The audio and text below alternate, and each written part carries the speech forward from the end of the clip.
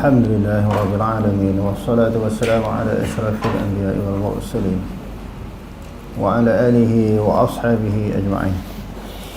اللهم رب اشرح لي صدري ويسر لي أمري واحلل عقدة من لساني يفقهوا قولي ولا حول ولا قوة إلا بالله العلي العظيم. اللهم لا سهل إلا ما جعلته سهلا وأنت تجعل الحزن إن شئت السهلا. Rabbi yassir wa la tu'assir wa aksini bil khair, amma ba'd. Fitnah kubur. Fitnah ni maknanya ujian. Iaitu sesuatu suasana keadaan yang berlaku setelah seseorang itu dikebumikan. Setelah seseorang itu dikebumikan, setelah dia meninggal dunia, apa yang berlaku di dalam kubur? Okey, terus apabila tiba ajal seseorang, dia akan berada di alam barzakh, di mana kuburnya menjadi tempat persinggahan sementara. Meskipun bersifat sementara, namun di situlah dia akan menghadapi ujian. Ujian itu juga dinamakan oleh setengah ulama sebagai fitnah kubur. Okey. Dalam pelajaran kita yang lalu kita dah sebut apa makna alam barzakh. Apa makna alam barzakh? Selain daripada disebut alam kubur, suatu alam tempat kita berehat sementara sebelum pergi menuju ke negara akhirat. Disebut juga alam kubur ataupun alam barzakh. Sebab itu hilang kemusykilan bila orang kata macam mana ada siksa kubur kalau bagi seseorang individu, seseorang yang meninggal dunia ni tidak ada kubur. Macam mana nak azab dia? Kalau dia orang kafir ataupun bukan orang yang beriman, dia mati di angkasa, mati di dalam perut binatang buas, mati di dasar lautan, kubur tak tahu di mana. Macam mana nak kena siksa kubur? Di sinilah disebut sebagai alam barzakh. Bila sebut alam barzakh ni habis dia tak kira mati di mana pun. Suatu alam yang apabila manusia meninggal dunia, dia berada di alam itu walaupun tidak ada kuburnya. Jadi okey, terus firman Allah Subhanahu wa taala, "Tsumma as-sabila yassara, tsumma amatahu fa aqbara." Maksudnya, kemudian jalan yang baik dan jahat dimudahkan Tuhan kepadanya untuk menimbang dan mengambil mana satu yang ia pilih. Kemudian dimatikannya, lalu diperintahkan supaya ia dikuburkan. Okey, tsumma as-sabila. Kemudian jalan. Sebahagian daripada ulama tafsir menyebut di sini jalannya, kemudian jalan yassarahu, memudahkan Allah, memudahkan oleh Allah akannya. Tafsiran atau penghuraian yang pertama, Allah Subhanahu wa taala memudahkan jalan bagi manusia untuk memilih jalan kebenaran, jalan kesesatan, jalan petunjuk hidayah dan juga jalan yang sesat, yang memesongkan manusia daripada kebenaran, jalan Islam, jalan kafir. Itu tafsiran yang pertama. Setelah Allah Ta'ala menjadikan manusia, Allah Ta'ala tunjuk dua-dua jalan. Jadi terpulanglah kepada manusia nak pilih jalan mana, jalan kebenaran ataupun kesesatan. Dalam keadaan memang dia tahu, Allah Ta'ala mudahkan. Kalau dia rasa nak baik, dia pilih jalan kebaikan. Sebaliknya begitu juga dia nak pilih jahat, dia pilih jalan kejahatan. Allah Ta'ala tak halang, tak sekat. Tapi kamu terima sendirilah akibat balasan di negeri akhirat, hasil daripada pilihan masing-masing. Itu yang pertama. Yang keduanya, as-sabi di sini maknanya tariqu khurujihi min batni ummih. Jalan dia keluar daripada perut ibunya. Maknanya dimudahkan dia keluar. Sampai tempoh yang tertentu, seseorang bayi ini dilahirkan oleh ibu dia, dimudahkan dia keluar di atas muka bumi untuk melihat muka bumi Allah Subhanahu wa taala. Dimudahkan dia hidup di alam dunia. Setelah manusia hidup di alam dunia ni beberapa tempoh, beberapa masa, beberapa ketetapan yang Allah Taala tetap bagi dia, berapa umur panjang dia, panjang umur seseorang, summa amatahu. Kemudian Allah Ta'ala mematikan dia. Daripada sinilah sebahagian daripada dalil, hujah ataupun bukti adanya alam kubur dan adanya siksa kubur. Summa amatahu, kemudian Allah Ta'ala mematikannya, fa aqbarahu, maka mengebumikannya. Allah Ta'ala perintahkan supaya dia dikebumikan. Sebab apa manusia ini dikebumikan? Sama ada orang Islam ataupun orang kafir. Sebab Allah kata dalam Quran, walaqad karramna bani Adam, sesungguhnya kami, yakni Allah, telah memuliakan anak Adam. Di dalam mentafsirkan ayat ini, para ulama menyebut bahawa manusia tidak boleh dibiarkan, ditinggalkan begitu sahaja setelah dia meninggal dunia, walaupun jasad orang kafir, apatah lagi jasad orang beriman. Dia kena disuruh tanam, supaya dia tidak rosak jenazah tersebut, mayat tersebut, sehingga menyebabkan mencemarkan alam, mengganggu orang di sudut bau dia yang busuk apabila tidak dikebumikan. Jadi orang kafir pun disuruh kebumikan. Kalau tidak ada daripada kalangan mereka yang nak menguruskan jenazah mereka. Lebih-lebih lagi orang Islam, selain daripada dikebumikan sebagai tanda penghormatan, memuliakan mayat orang Islam ini, diperintahkan oleh Nabi SAW, bila mati dia suruh buat apa? Dimandikan, dikafankan, disemayangkan, lalu dikebumikan di tanah perkuburan orang Islam. Itu sebagai penghormatan kepada mayat anak Adam. Sebab Allah Ta'ala kata, walaqad karramna bani Adam, sesungguhnya kami memuliakan anak Adam. Jadi kematian juga adalah mulia, tidak boleh dilakukan sebagaimana binatang-binatang yang mati. Okey, terus. Firman Allah Subhanahu wa ta'ala, am hasibal ladzina ijtarahu as-sayyi'ati an naj'alahum kalladzina amanu wa 'amilus salihati sawa'an mahyahum wa mamatuhum sa'a ma yahkumun. Patutkah orang-orang yang melakukan kejahatan, patutkah, layakkah, bolehkah, sesuaikah orang-orang yang melakukan kejahatan, maknanya orang-orang yang berdosa, orang kafir ataupun orang yang buat maksiat, mereka menyangka bahawa an-naj'alahum, bahawasanya kami menjadikan akan mereka, akan orang buat sayyiat tu tadi, kalladzina amanu, seperti orang beriman. Layakkah, bolehkah mereka menganggap kami memperlakukan mereka orang kafir ini sebagaimana kami memperlakukan kepada orang-orang yang beriman? Maksudnya, bolehkah mereka merasakan kami memberi layanan kepada orang beriman sebagaimana orang kafir? Tak patut, mana tak layak, kami tak akan beri layanan macam tu. Anna ja'alahum, kami jadikan mereka itu kalladzina amanu wa 'amilus solihat, seperti orang yang beriman dan beramal soleh. Tak sama. Keputusan Allah, hukuman Allah, tindakan Allah, layanan Allah kepada orang kafir dengan orang beriman sama saja. Tak. Mahyahum wa mamatuhum, sama ada ketika hidup ataupun ketika mati.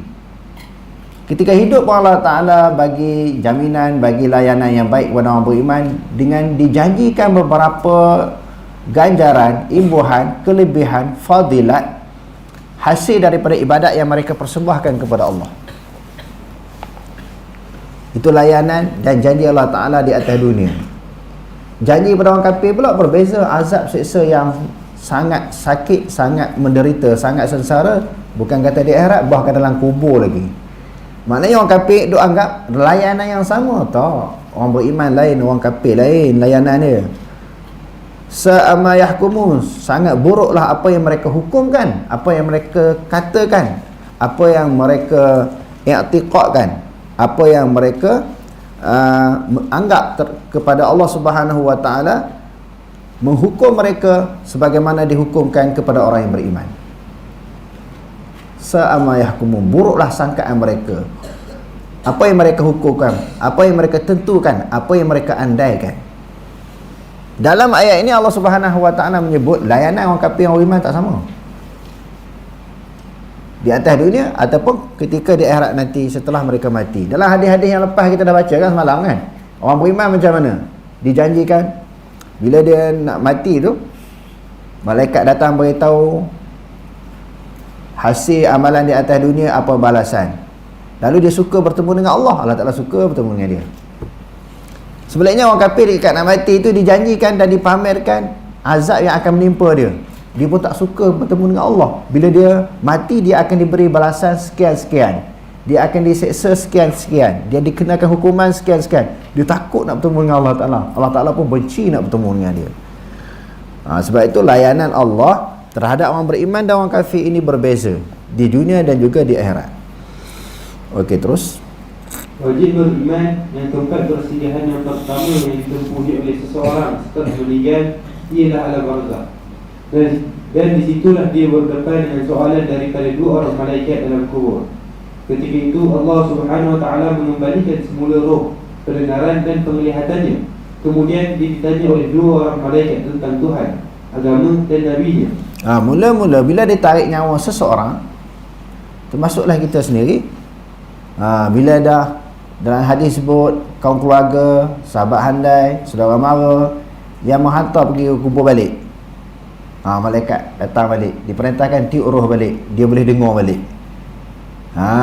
Dia boleh faham apa yang dia katakan. Sebab malaikat nak tanya tadi. Bila tanya, dengar suara malaikat, maka dia boleh jawab apa yang ditanya. Kalau dia beriman kepada Allah Ta'ala, maka dikembalilah roh masuk dalam badan dia balik. Mula-mula ditarik kan, diletakkan di atas langit satu tempat yang dihimpunkan roh orang beriman dan juga roh orang kafir, tempat yang berbeza. Jadi dalam hadis yang kita akan baca ni, dimasukkan balik roh dia ke dalam badan dia. Okey, terus. Orang yang meninggal itu akan memperoleh nikmat atau diazab mengikut keelokan atau keburukan jawapan yang dikemukakan. Dalam hadis yang diriwayatkan dari Utsman bin Affan radhiyallahu anhu menjelaskan, pernah suatu ketika apabila selesai mengebumikan jenazah, Rasulullah SAW berdiri di tepi kuburnya dan bersabda. Okey. Jawapan itu bukan hasil daripada bacaan dia ataupun hafalan dia. Manusia termasuk kita sendiri mati besok, bukan apa yang kita hafal. Soalan macam ni jawapan dia ni, soalan macam ni jawapan dia ni. Hasil daripada hafalan dia, apa yang dia tahu, apa yang dia baca. Dia jawapan itu berdasarkan kepada amalan yang kita duk buat atas dunia ni. Kita mati, kita jawab yang tu. Kita jawab apa yang pernah kita buat. Sebab itu bila seseorang itu meninggal dunia, tak perlu nak ajar dia hak duduk di atas kubur tu. Bila dua orang malaikat datang kepada kamu, jawablah dengan lidah yang fasih. Jangan kamu takut dan gentar, kerana mereka berdua adalah makhluk Allah seperti kamu. Dia sedap cakap. Dia duduk di atas, hak kawan duduk di bawah ni yang gelabah nak jawab ni. Jadi tak perlu dia ajar. Yang nak ajar, yang nak jawab tu amalan dia. Ajar pun dia tak boleh jawab juga kalau dia tidak beramal. Senang nak kita nak beritahu kan. Nak menenangkan dia, nak mententeramkan jenazah dalam kubur ni, jangan kamu takut dan jangan kamu gentar. Jawablah dengan lidah yang fasih. Mereka berdua adalah makhluk Allah seperti kamu. Kalau dia tak beriman ataupun tak beramal, boleh ke dia jawab dengan lidah yang fasih? Boleh ke ketenangan, ketenteraman yang disebut di atas yang orang yang ngajar tadi, jangan takut, jangan gentar, nak bagi dia tenteram, tak takut kan? Dia tak takut kan duduk dalam kubur tu, sebab yang nak kena jawab dia, bukan orang atas tu. Kalau dia tak beramal, dia tak boleh jawab. Tak selalu ajar lah macam mana pun. Jadi dia panggil apa? Sia-sia duk ajar. Sebab yang jawab tu amalan dia, bukan hasil daripada apa yang kita ajar. Okey, terus. Istaghfiru li akhikum wa salu lahu bitathbiti fa innahu al-ana yus'alu. Maksudnya, pohonlah keampunan untuk saudara anda dan pohonlah agar dia diberikan keturunan. Sesungguhnya dia sekarang sedang disoal. Okey. Jadi Rasulullah sendiri,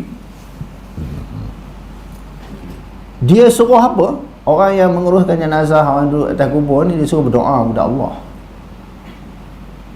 Doa yang dapat membantu mayat dalam kubur. Istaghfiru li akhikum. Minta ampunlah kepada Allah untuk saudara kamu. Akhikum innamal mu'minuna ikhwatun. Saudara kamu saudara seagama. Dan mintalah baginya untuk mayat tadi bi tathbit maknanya sabbata yusabbitu tasbitan, supaya teguh. Apa maksud teguh di sini? Di antaranya kita doa Allahumma sabbithu bil qawli tsabiti fil hayati dunya wal akhirah. Teguhkan, maknanya tetaplah pendirian dia dengan kalimah yang dia pernah tuturkan di atas dunia. Apa dia? La ilaha illallah Muhammadur Rasulullah. Supaya bila malaikat tanya nanti, dia boleh jawab lah. Dia boleh jawab. Bukan kita ajar supaya dia jawab begini. Kita hanya disuruh oleh Rasulullah berdoa kepada Allah supaya dia mampu jawab. Di atas dunia itulah kalimah yang dia pegang, dan itulah kalimah yang diamalkan, dan itulah kalimah yang sentiasa diingati di dalam hati dia, iaitu kalimah syahadah, supaya dia tetap dalam kubur pun dia nak jawab yang tu. Dia sebut atas dunia la ilaha illallah kan, dan Allah Ta'ala kata afdalu zikri fa'alam annahu la ilaha illallah. Sebaik-baik zikir adalah la ilaha illallah. Hak tu dia duk zikir tu, supaya dalam kubur nanti pun dia tetap, dia tak ubah. Allah Tuhan dia, dia bersaksi tu Allah Ta'ala Tuhan dia, dan Muhammad itu adalah pesuruh Allah. Okey, terus. Dalam hadis yang diriwayatkan dari Anas bin Malik menjelaskan, Nabi SAW bersabda, Al-'abdu idza wudi'a fi qabrihi wa tuwli wa dhahaba ashabuhu hatta innahu la yasma'u qar'a li'anihim atahu malakani fa'aq'ada فيقولان له ما كنت تقول في هذا الرجل محمد صلى الله عليه وسلم فيقول أشهد أنه عبد الله ورسوله فيقال انظر إلى مقعدك من النار أبدلك الله به مقعدا من الجنة. قال النبي صلى الله عليه وسلم فيراهما جميعا وأما الكافر أو المنافق فيقول لا أدري كنت أقول ما يقول الناس فيقال لا دريت ولا تليت ثم يضرب بمطرقة من حديد ضربة بين أذنيه فيصيح صيحة يسمعها من يليه إلا الثقلين. Nabi SAW bersabda, seseorang hamba apabila diletakkan di dalam kubur, apabila dikebumikan, ditanam dalam kubur, idza wudi'a fi qabrihi, lalu berpalinglah, maknanya orang-orang yang mengutus dia tu berpaling, pergilah maknanya sahabat handa dia, sehingga mayat dalam kubur ni la yasma'u qur'ani 'alihim, didengarlah tapak kaki orang di atas kubur tu tadi. Waktu datang dua malaikat, atahu malakani fa'aq'adahu, memperdudukkan akannya, fayaqulani, dua-dua orang berkata lahu, berkata baginya, tanya bagi dia, ma kunta taqulu fi hadzal rajul, apa yang kamu nak sebut, apa yang kamu nak katakan tentang seorang lelaki hak orang nak kata dia nabi ni, kamu kenal tak dia, kamu nak cakap apa jawapan kamu tentang lelaki ni, yang dia ni, tentang lelaki yang disebut sebagai Muhammad ni, Muhammad sallallahu alaihi wasallam. Fayaqulu, dia kata di sini, fayaqulu asyhadu annahu abdullah. Mayat ni kalau dia beriman, dia kata apa dia? Aku bersaksi bahawasanya dia adalah hamba Allah Ta'ala dan pesuruhnya. Lalu dia kata, fayuqalu, dikatakan kepada mayat tadi, seseorang yang dikebumikan, yang mati tadi, yang dikebumikan dalam kubur, unzur ila maq'adika minan nari abdalakallahu bihi maq'adan minal jannah. Kamu tengoklah tempat kamu dalam neraka, dan Allah Ta'ala telah menggantikan akan engkau oleh Allah dengannya, dengan tempat tinggal itu tadi di dalam syurga. Qala Nabi sallallahu alaihi wasallam fayarahuma jami'an, lalu dia nampaklah tempat dia di dalam syurga, diperlihatkan oleh malaikat ini tempat dia di dalam syurga. Wa ammal kafiru, ada pun orang kafir pula, awil munafiqu, ataupun orang munafik, fayaqulu lahu, fayaqulu, bila ditanya kenal tak orang yang disebut Muhammad ni, kamu kenal tak dia? La adri kuntu aqulu ma yaqulun nas, aku tak tahu, orang kata dia nabi, orang kata dia rasul, aku pun katalah dia rasul, aku sendiri tak kenal dia, aku sendiri pun tak kenal dia. Orang kata dia nabi, kata dia rasul. Tapi orang beriman tadi kata memang kami beriman, dia adalah hamba Allah dan pesuruh Allah. Jadi orang munafik dia kata kami tak kenal. Orang manusia kata macam tu, kami pun kata. Lalu dia kata kepada dia, kamu tak tahu dan kamu tak baca. Kamu tak tahu, kamu tak baca ke dalam Quran sebut ada nama dia? Kamu tak tahu dan kamu tak baca. Lalu dipukul dengan besi, dengan pemukul daripada besi, satu pukulan di antara dua telinganya. Dia menjerit sehingga kedengaran jeritan itu orang-orang yang sekelilingnya, maknanya mayat-mayat yang ada dalam kubur. Melainkan dua manusia yang tak dengar, hak hidup, jin dan juga manusia tu tak dengar. Kalau dengar semua takut. Kalau dengar semuanya takut. Maknanya kenapa jeritan suara ini dia berada di alam ghaib dah, siapa-siapa pun tak boleh nak kenal. Siapa-siapa pun tak boleh nak kesan macam mana. Nabi sebut yang tahunya orang yang mati juga. Orang hidup atas dunia ni memang tak diperdengarkan. Kalau dengar ni habis maknanya manusia akan jadi takut, boleh mati pun boleh jadi. Hasil jeritan orang yang kena seksa di dalam kubur. Okey, terus. Nikmat atau azab dikenakan kepada orang yang meninggal terhadap roh dan jasadnya sekaligus menurut Ahli Sunnah wal Jamaah. Kerana di atas menjelaskan ahli kubur hidup dan merasai nikmat dan azab meskipun jasad mereka hancur.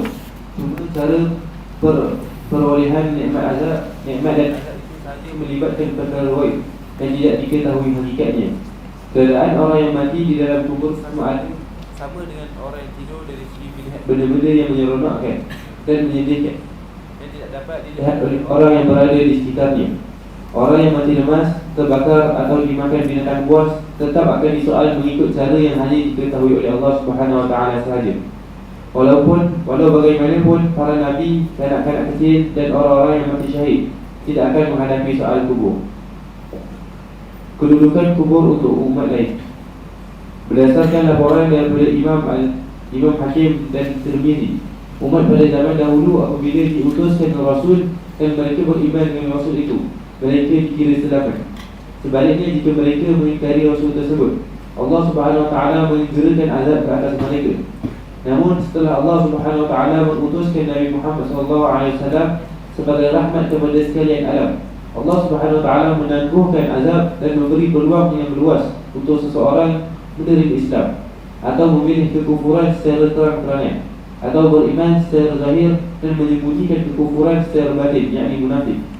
Setelah mereka meninggal, Allah Subhanahu Wa Taala memerintahkan dua orang malaikat datang menguji mereka di dalam kubur. Jadi umat yang terdahulu kalau lawan Nabi terus Allah Taala datang azab. Maknanya Muhammad ni Allah Taala tangguh supaya bagi peluang, bagi ruang untuk insaf, bertobat, kerana kasih kepada Nabi SAW. Okey, terus. Firman Allah Subhanahu Wa Taala, liyamizallahu al-khabitha min at-tayyib wa yaj'al al-khabitha ba'dahu 'ala ba'din fayarkumuhu jami'an fayaj'aluhu fi jahannam ulaika humul khasirun.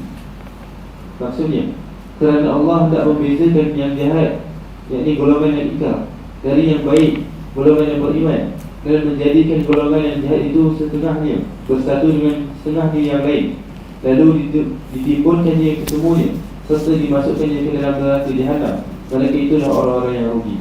Jadi semua hukuman, tindakan, keputusan, layanan yang berbeza itu kepada orang beriman lain layanan Allah Ta'ala atas dunia, dalam kubur, di akhirat. Orang kafir lain. Untuk membezakan antara orang baik dan orang jahat, Allah Ta'ala tak akan memberi layanan yang sama. Baik, jahat, kafir, beriman, kaki maksiat, kaki beribadat, sama je tak. Untuk membezakan orang baik dengan orang jahat. Maknanya inilah hukuman Allah, keputusan Allah. Inilah keadilan daripada tindakan Allah Subhanahu Wa Ta'ala dan ketentuan Allah. Okey, terus. Firman Allah Subhanahu Wa Ta'ala, yuthabbitullahu alladhina amanu bil qawli tsabiti fil hayati dunya wa fil akhirah wa yudhillullahu adh-dhalimin wa yaf'alullahu ma yasha'. Maksudnya, Allah menetapkan pendirian orang-orang yang beriman dengan kalimah yang tetap teguh dalam kehidupan dunia dan akhirat. Jadi kalimah yang disebut tu kan, kalimah tauhid, kalimah pengesakan Allah, la ilaha illallah dan Muhammad Rasulullah tu, dia tetap tidak goyang. Maknanya dalam kubur di atas dunia dia sebut macam tu, dalam kubur ditanya tentang Allah dan Rasul, dia boleh jawab dengan fasih. Di akhirat pun dia berpegang dengan kalimah itu, dia berhadapan bertemu dengan Allah Subhanahu Wa Taala dengan keyakinan, dengan pendirian yang kukuh. Jadi Allah Taala kata yusabbitullah, Allah Taala menetapkan. Ada pun orang kafir dia goyang. Sebab apa dia goyang? Sebab dia Nabi tadi, dia dengar orang kata Muhammad, dia Muhammad. Aku sendiri pun tak apa kenal, aku sendiri tak kenal. Jadi Allah Ta'ala kata melalui malaikat tu, disuruh malaikat tanya tadi, kamu tak kenal dia, kamu tak baca dia. Ada pun orang beriman yang kenal Nabi Muhammad ni, kalimah syahadah ni, di atas dunia dia kenal, dalam kubur pun dia tetap dengan pendirian tu, di akhirat pun tetap dengan pendirian tu. Sebab itu kita di atas dunia sebut la ilaha illallah ataupun asyhadu an la ilaha illallah wa asyhadu anna muhammadur rasulullah, kita sebut dengan faham. Hari itu banyak kali kita ulang. Apa makna asyhadu situ? Asyhadu tu apa makna?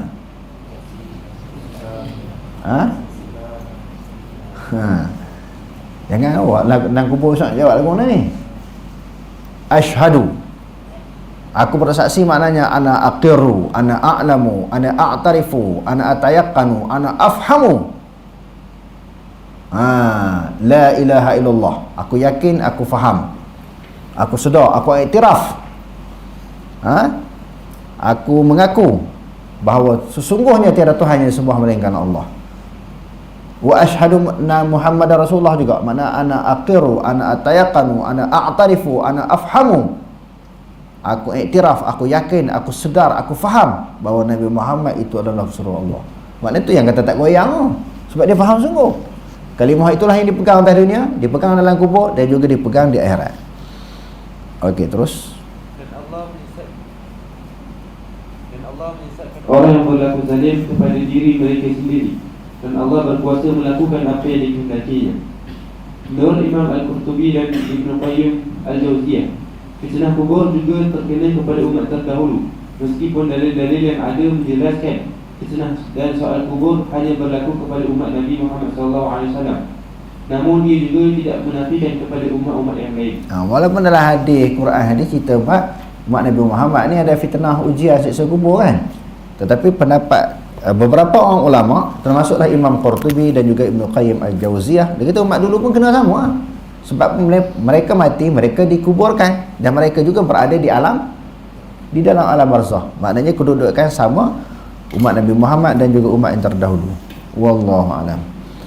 Aqulu qali hadza wa astaghfirullah al-azim li wa lakum. Wassalamu alaikum warahmatullahi taala wabarakatuh.